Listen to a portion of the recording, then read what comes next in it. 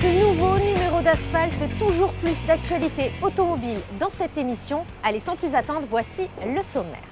À laisser dans ce numéro, la nouvelle Mini Cooper, une citadine très branchée au look revisité puisqu'elle dispose dorénavant d'une version 5 portes.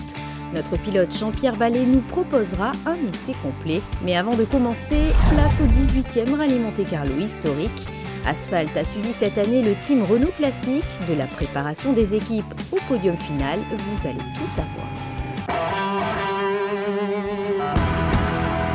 C'est quelques années en arrière que nous replonge à chaque fois le rallye Monte-Carlo historique. De la neige, des voitures qui ont marqué l'histoire automobile, des spectateurs toujours fidèles et des pilotes qui ont connu les plus belles années de l'épreuve. Pour les nostalgiques, voici la 18e édition du rallye Monte-Carlo historique. Comme tous les ans, le team Renault Classique engage des voitures emblématiques. Sur le podium de départ cette année, 2 R12 et 2 R16. La R16 qui fête notamment ses 50 ans en 2015. Mais avant retour dans les ateliers où ont été chouchoutées les vieilles dames avant le grand départ, l'entretien régulier des véhicules aura permis d'obtenir une préparation très élémentaire.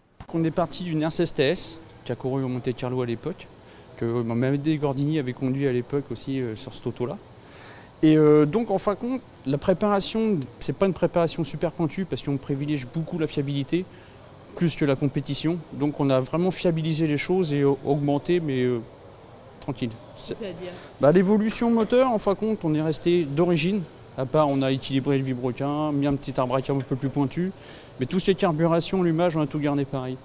La grosse transformation qu'il faut faire sur ces autos-là, parce que tout le monde sait qu'une R16 ça ballotte pas mal, c'est surtout sur tout ce qui est train, amortissement et tout ça, quoi. Donc tout est rigidifié, tout est endurci, point de vue suspension. Une grosse barre anti-roulis à l'arrière pour bien aider le train avant, car le moteur est à l'avant sur cette auto-là, quoi.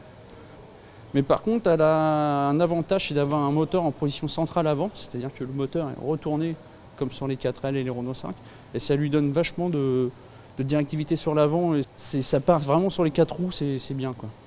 Les équipages novices, pour certains, ont suivi une formation très complète. Tripmaster, carnet de pointage, dernier réglage dans les voitures, tout est passé en revue.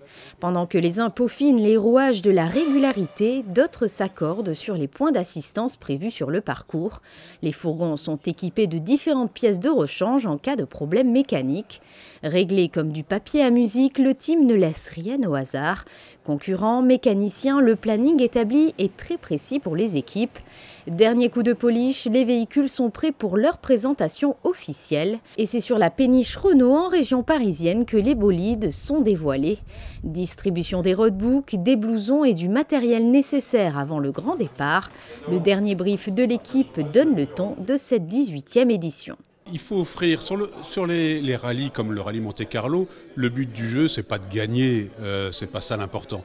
Le but du jeu, c'est d'abord de faire plaisir aux gens, aux spectateurs, que les équipages se fassent plaisir, et ça passe par le fair play, bien naturellement, et puis par la prudence. Il ne s'agit pas de prendre de risques inconsidérés, il s'agit simplement, encore une fois, de faire plaisir aux gens. C'est dit, du côté des pilotes, l'ambiance est plutôt détendue, la compétition ne se fera pas sentir tout au long de la course. Alors, pas vraiment de pression, que du plaisir avec un objectif commun. Gagner toutes les étapes. Non, je pense qu'on a affaire à des spécialistes, donc on va faire le mieux qu'on pourra avec tous les éléments dont on dispose, avec ces R16 qui sont... Pour ma part, c'est une voiture que j'ai eue lorsque j'étais chez Renault, chez Alpine, et je tractais ma monoplace avec cette voiture. Donc ça va me rappeler des souvenirs, un peu comme la 4N. Pour moi, la R16, c'est ma jeunesse, hein. C'est la voiture des années 60. J'étais gamin et c'est à cette époque où j'ai découvert la presse auto et je me suis dit un jour je serai journaliste automobile. Voilà. Donc c'est mon enfance, la voiture de mes parents. Et le Monte-Carlo historique, c'est ma première participation. Donc l'idée, c'est d'aller au bout, de se faire plaisir, de faire plaisir aux spectateurs aussi, parce qu'il y a beaucoup de monde au bord de la route. Et voilà, il faut que les voitures elles soient vues et que ça rappelle aussi des souvenirs aux gens.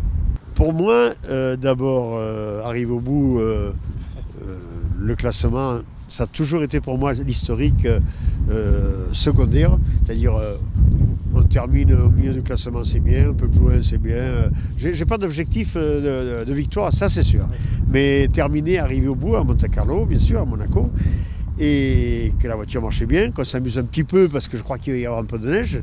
Et puis pour le reste, tout devrait aller. Oui, tout à fait. Oui, le classement, peu importe. Se faire plaisir. Et puis évidemment, être à l'arrivée à Monaco. Voilà. C'est l'objectif numéro 1.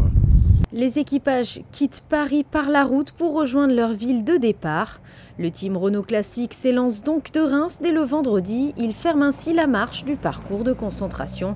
Après avoir sillonné plus de 900 km à travers toute la France, direction Saint-André-les-Alpes le lendemain pour disputer dans la foulée et en guise de prologue une toute première zone de régularité, Saint-Jean-la-Rivière-le-Vins via le village de Duranus. Et c'est en principauté que nous retrouvons la fine équipe avant leur première nuit de repos. Globalement, la fin mieux que le début. Non, parce la voiture a été finie. Moi, je ne l'avais pas conduite avant le Monte-Carlo, avant la concentration. Donc, on a eu quelques réglages à faire moteur qui se sont bien faits, puisque à la fin, tout allait bien. Tout allait bien, sauf que j'ai croisé un bus scolaire sur un petit pont. Il a fallu que je fasse marche arrière. Là. Ma moyenne dans la spéciale, elle a un peu chuté. Hein. Ouais. Mais sinon, bon, ouais, ça a été. Pas de soucis autre que ça. Merveilleusement bien, avec quelques péripéties, mais tout va bien. La nuit a été pas trop mauvaise, on a eu un peu de neige dans le Morvan, un peu plus sur le Puy, mais pas de brouillard, pas de pluie battante, du verglas aussi un peu, mais bon, globalement ça s'est bien passé. Longue, fatigante, mais ça va, on est là. Et bon, ça a bien marché finalement. Le team est au complet sur le port de Monaco et pourtant le copilote de Jean Ragnotti a été malade durant toute l'étape de concentration, une situation très difficile à gérer en rallye. J'étais assez malade pour la descente de Reims jusqu'à Monaco. C'était assez compliqué, on peut dire j'en ai bavé, donc toute l'équipe m'a bien soutenu et bon ça va un petit peu mieux, c'est pas encore guéri mais ça va mieux. Voilà. Un peu mieux, il faut bien, car le lendemain, c'est le début de l'étape de classement avec d'entrée de jeu Pont-de-Clans, Villars-sur-Var et ses vallons souvent difficiles à négocier. Digne-les-Bains accueille ensuite place du Général de Gaulle, un contrôle de passage très attendu par les passionnés. La ZR3 Selonnay-Thurier, une classique qui arpente le col des Garcinets, réserve quelques surprises au Renault Classique. Au lieu du sport automobile en Dauphiné, la gare de Clels, quant à elle, fait à la mi-journée office de trait d'union entre les Alpes du Sud et le Vercors. Un point d'assistance est prévu pour les équipages. Pas vraiment de grands changements sur les autos, seules quelques petites vérifications sont effectuées. Allez, après un plein d'essence, les Renault enchaînent avec Chéchiliane-Lénonière et la cime du Mât Saint-Jean-en-Royan, deux monuments en guise de zone de régularité avant de rejoindre en soirée le Champ de Mars à Valence. Pas mal de rebondissements durant cette étape. La R16 de Thierry Amptas s'est retrouvée en difficulté dans la ZR3 et c'est le célébrissime Jean Ragnotti qui s'est arrêté pour lui porter secours.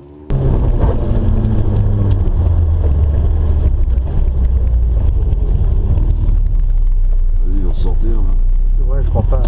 Journée riche en émotions. La première spéciale, on est sorti, on a glissé dans le fossé, la voiture s'est posée gentiment dans le trou. Alors on est sorti, on ne pouvait pas sortir tout seul et c'est Jean qui nous a sortis. Voilà, ça fait il a sorti la sangle et c'est Jean qui nous a sortis du fossé. Ça fait une belle histoire à raconter ça. Chope ta sangle, dans le coffre, t'en as une. Vas-y. Perdu du temps pour nous, voilà, c'est génial. C'est l'esprit classique. Exactement, c'est ça l'esprit Renault classique. Alors dans la première, celle du Thurier là-haut, on avait un camarade qui était dans un fossé de l'écurie Renault classique. Donc on s'est arrêté pour le remorquer et dans sa salade spéciale, au niveau des temps, ça ne sera pas terrible. Mais en tout cas, l'équipe est au complet. Bon, on fait une bonne action.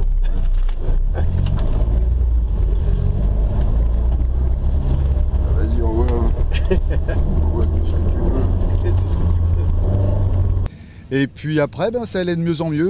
Moi, je prends confiance à la voiture, le terrain. Bon, on sait qu'on est loin du coup, parce qu'on a pris 5 km par rapport au temps, enfin, à la façon de calculer du rallye. Mais du coup, on a assuré, ça va de mieux en mieux.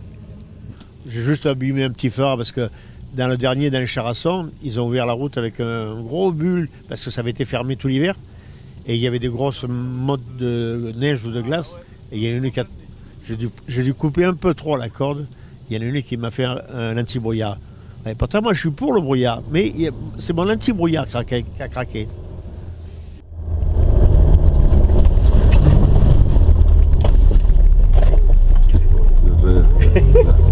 J'ai braqué de suite pour revenir sur un terrain sec. Tendu là. Hein? T'as fait une corde un peu. Ouais, mais c'est parce que. Un peu intérieur. Comme je te disais tout à l'heure, par moment la visibilité, tu vois pas entre le petit mur de neige et la neige qui a été amenée avant. Pour le reste de l'équipe, pas d'incident majeur, mais quelques petites frayeurs et pannes mécaniques minimes au programme. On s'est fait quelques petites frayeurs parce que ça glissait bien, il y avait des rails, il y avait de la glace, il y avait un mix de différentes conditions qui nous ont permis d'être quelquefois un peu sur la réserve et quelquefois un peu plus à l'attaque. Un pied gauche comme les Suédois, j'apprends. Parce que la glace pour moi c'est une nouveauté, donc moi c'était plutôt la piste. Hein. Donc j'ai besoin d'entraînement, voilà, donc je parfais mon entraînement petit à petit au fil des étapes. Bien et mal. Bien parce qu'il y a beaucoup de neige, on s'est bien régalé. Et puis mal parce qu'on a eu 2 problèmes techniques. L'embrayage, le médecin de frein qu'il a fallu changer. Et puis le deuxième souci, c'était un fil de bougie qui a cassé. Et on n'avait pas de fil de bougie, donc il a fallu faire une bricole. Enfin bref, on a perdu un quart d'heure. Et là, on a pointé 15 minutes de retard au dernier CH. Voilà, mais bon. Un peu déçu, mais ça ira demain. Ouais. Sinon, c'est bien fait plaisir dans la neige. Hein. Il y a des murs de neige incroyables. Ça non, mais ça t'as posé celle-là. Lundi débute la première partie de l'étape commune avec un copieux menu ardéchois. Avec ses 60 km qui font d'elle la zone de régularité la plus longue de cette édition 2015, Saint-Pierreville-le Cheylard semble être un arbitre de taille. Et il en est de même pour le mythique Burzet-Saint-Martial. Une pause bien méritée s'est déroulée place du marché à Saint-Agrève où une dégustation de produits locaux était organisée pour les concurrents. Les pommes embarquées dans les Renault viennent ensuite de ZR bien connus, Col du Faux la bâtie d'Andorre, inédite dans ce sens, et la Mastreplatz rallongée, revue et corrigée cette fois-ci. Retour ensuite à Valence où la Renault 16 de Michel Leclerc arrive en trombe pour passer à 0. Un incident sur le routier risque bel et bien de leur porter préjudice au classement. Michel Leclerc a changé de tête, oui. Michel est parti pointer, on a une réclamation à porter parce qu'on a été bloqué pendant un quart d'heure par un camion qui était en mauvaise posture. Et donc on voudrait savoir s'il y a moyen de récupérer ces 15 minutes. Quoi. On a été bloqué avant le contrôle horaire, bien avant, par un camion qui ne pouvait pas monter, qui était bloqué, qui patinait. Et donc on a dû attendre un bon quart d'heure que le chasse-neige vienne le chercher pour le sortir de là et qu'on puisse passer. On n'était pas les seuls. Il y a au moins une dizaine de concurrents dans notre cas, dont Serpaggi. Sinon, comment s'est passée l'étape en général? Alors, on a eu une mauvaise nouvelle et une bonne nouvelle. La mauvaise nouvelle, c'est que notre appareil ne marchait plus. Donc, on a travaillé quasi à vue pour la moyenne, donc un peu difficile, mais on s'en sort pas trop mal. On a regardé les résultats, les points, et puis on a réussi à trouver la panne et à rétablir pour les 2 dernières spéciales. Voilà. Les copilotes se sont bien débrouillés pour une première. Excellent copilote, je dois le dire, pour une première fois, vraiment très très bon. Si pour certains les premières pénalités tombent, pour d'autres l'heure est plutôt à la nostalgie. C'est sympa, et puis la 12 Gorny, il y avait longtemps que je n'avais pas conduite, hein, depuis 1973, et j'ai été surpris parce qu'elle marche bien, celle-ci c'est une Renault 12 Gorny de série. Celle que nous avions en 1973 était en groupe 2, enfin le groupe 2 à l'époque, hein, et elle était préparée plus pour la compétition, mais là, très maniable, très efficace, assez sympa. Même pour une traction, ça fait bizarre de revenir à la traction. Oui. C'est vrai qu'à une époque, les tractions n'avaient pas une super réputation dans les années 70 parce qu'ils avaient du mal à passer les chevaux par terre, les roues patinées, tout ça. Et après, il y a eu beaucoup de progrès qui ont été faits sur les tractions. Aujourd'hui, une traction de 200-250 chevaux, c'est possible. Alors, puisqu'il y a les Mégane RS pour le prouver. Mais sinon, celle-ci, bon, elle tourne bien, il y a de la neige, je freine du pied gauche, ça glisse, c'est amusant et ça fait quelques bons souvenirs en arrière. Quoi qu'il arrive, dans l'ensemble, le bilan de cette étape est plutôt positif. Un petit bilan un petit bilan. Non, ça a été. Ça a été. On a eu un petit peu moitié neige, moitié verglas, moitié sec. On a eu un petit peu de tout aujourd'hui en fait. Beaucoup moins de neige qu'hier. Donc c'était plus facile dans l'ensemble quand même. La deuxième partie de l'étape commune débute le mardi à l'aube avec 2 morceaux de légende. Pas de répit pour les 4 Renault qui, après un long routier de plus de 150 km à travers la Drôme, les Alpes de Haute-Provence et les Alpes-Maritimes, s'élancent vers la grande classique de Puget-Théniers-Tourette du Château. L'étape finale a lieu dans la nuit de mardi à mercredi pour en terminer 2 chronos qui font les grandes heures de l'événement, Lucéram Lantosque et La Bolène-Sospel. Les Renault sont de retour sur le port de Monaco, fatigués mais sans une égratignure. L'éminent Jean Ragnotti se classe à la 56e position du classement général, une très jolie place. Au passage à Paye, comme tous les deux on a plus de 60 ans, j'ai vu qu'il y avait une maison de retraite, on s'est dit on va s'arrêter. Et puis finalement on a dit oh, on va faire la boucle. Vous êtes passé trop vite. Ouais. Et non, très, très sympa, avec une nouveauté, la super longue La Bolène-Sospel, en faisant une boucle entre Sospel jusqu'au col de tunnel qui s'appelle le col. Je ne me rappelle plus. Enfin, en tout cas, elle fait 20 km de plus et c'était pas mal. C'est pas mal.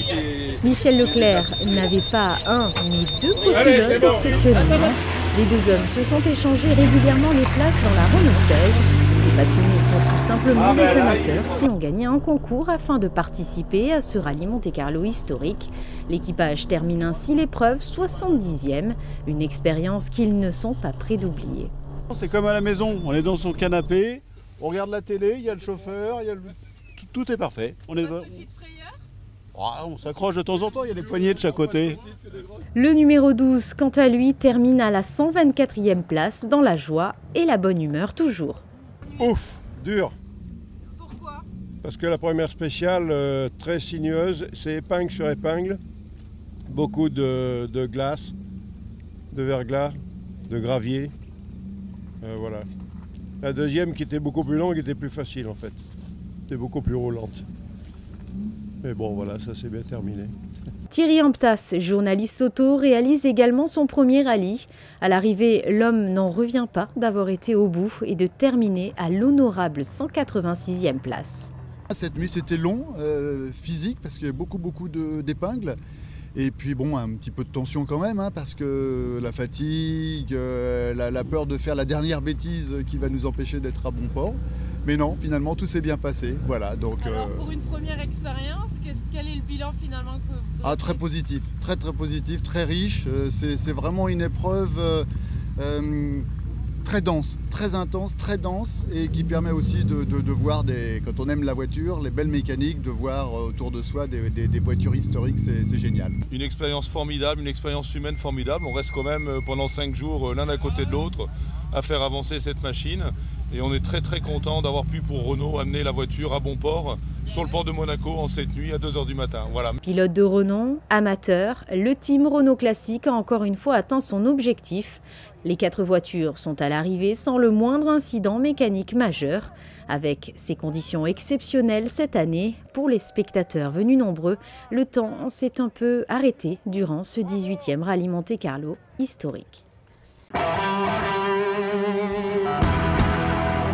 Bonjour Jean-Pierre. Bonjour Vanessa. Ça fait plaisir de vous retrouver. J'ai comme une impression finalement de vous avoir quitté la veille. Oui, effectivement, on a essayé la Golf. Oui. Maintenant, spécial rallye Monte-Carlo. Et encore un monument du rallye Monte-Carlo. Et oui, parce qu'aujourd'hui je vous propose la Mini. Alors elle a une particularité cette Mini. Regardez Jean-Pierre, elle a 5 portes. Ah oui, effectivement. Est-ce qu'elle vous plaît? Elle a une coupe sympathique, oui, moderne. Les couleurs aussi sont assez intéressantes. Finalement, ça vous rappelle un peu les Mini de l'époque, Hein, en rallye, elles avaient quand même une réputation, on parlait que d'elles, c'était un mythe, on peut le dire. En fait, c'était les premières voitures qui étaient un petit peu des cartes. Elles étaient en avance au niveau châssis sur tout ce qui se faisait à l'époque. Et j'ai des souvenirs, j'avais 14-15 ans à cette époque-là, et je me souviens de Mäkinen, de Hopkir, tous ces gens-là qui nous ont fait rêver, quoi. On allait les voir dans le Monte-Carlo, dans le Turini, et c'était fabuleux. C'était une très belle époque. Alors voyons voir si elles ont changé aujourd'hui. Vous allez faire l'essai de cette Mini. Avant, je voudrais juste vous montrer quelque chose. Regardez ça. Ça, c'est plutôt la classe. Et avec la télécommande. Très pratique. Allez, on se retrouve juste après. À tout à l'heure. À tout à l'heure.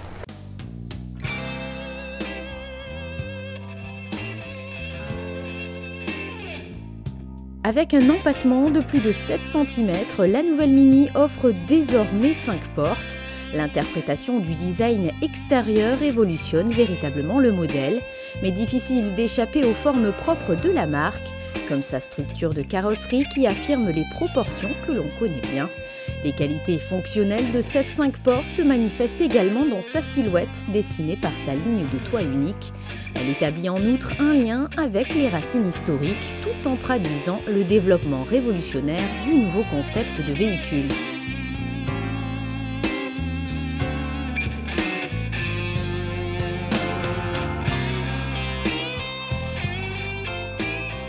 L'intérieur se décline encore et toujours dans le style typiquement Mini avec un concept de commande et d'affichage innovant.